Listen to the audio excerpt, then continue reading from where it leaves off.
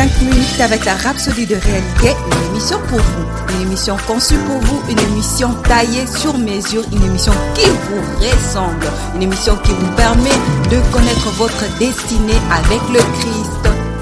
Bonjour, bienvenue dans votre émission 5 minutes d'édification avec la Rhapsodie des réalités. Aujourd'hui, nous sommes mercredi 20 novembre 2019 et Pasteur Chris nous enseigne sur le thème « Faites confiance à l'extraordinaire stratège ». Le verset d'ouverture est tiré de Ésaïe 9, verset 6 qui dit « Pour nous, un enfant est né, pour nous, un fils est donné et le gouvernement sera sur son épaule.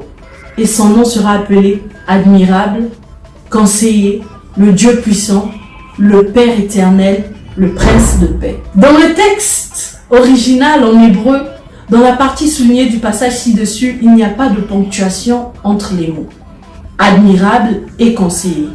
De plus, le mot hébreu traduit par admirable signifie en réalité des actes puissants, des œuvres miraculeuses qui suscitent l'émerveillement. En outre, le mot conseiller en hébreu ne veut pas dire que quelqu'un vous donne un conseil.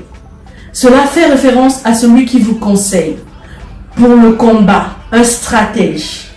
Cela signifie donc que le Saint-Esprit est notre stratège. Extraordinaire.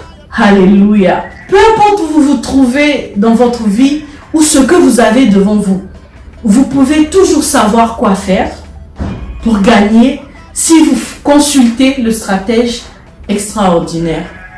Il vit en vous. C'est ce qui nous rend invincibles. Comment pouvez-vous échouer lorsque l'extraordinaire stratège vit en vous? Vous devez simplement profiter de sa présence et de son ministère dans votre vie. Une autre phrase intéressante dans notre verset d'ouverture est « le Dieu puissant ». El Gibor. Et cela se rapporte à sa grandeur, sa supériorité, sa suprématie toute puissante. Dans Jérémie 32, au verset 27, il a dit « Voici, je suis l'Éternel, le Dieu de toute chair.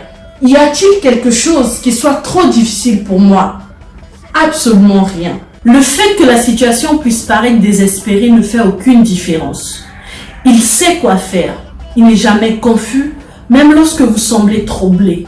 Il sait comment sortir de toute crise à laquelle vous faites face. Il sait comment vous faire réussir. Il a les meilleures stratégies pour votre entreprise, votre travail, votre ministère et vos finances. Tout ce dont vous avez besoin est de lui faire confiance pour vous guider.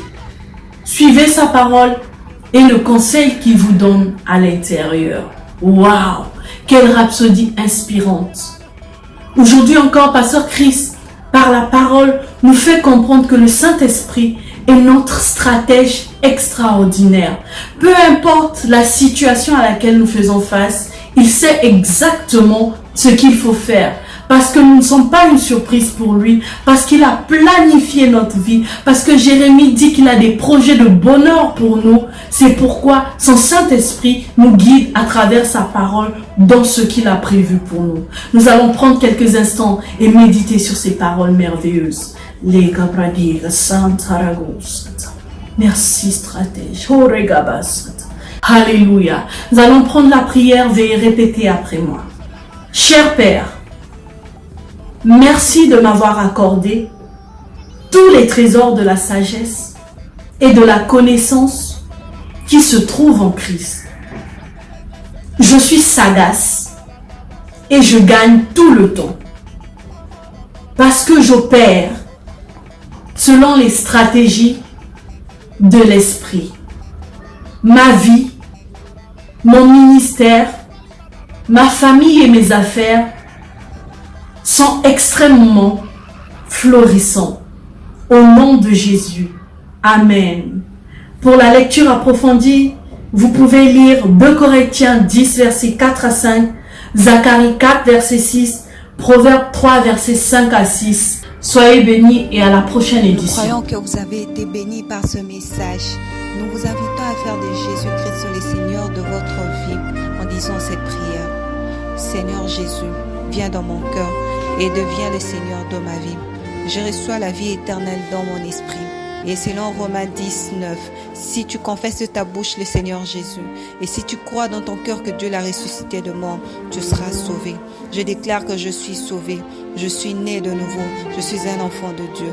Maintenant, j'écris ce qui demeure en moi. Félicitations, vous êtes maintenant un enfant de Dieu.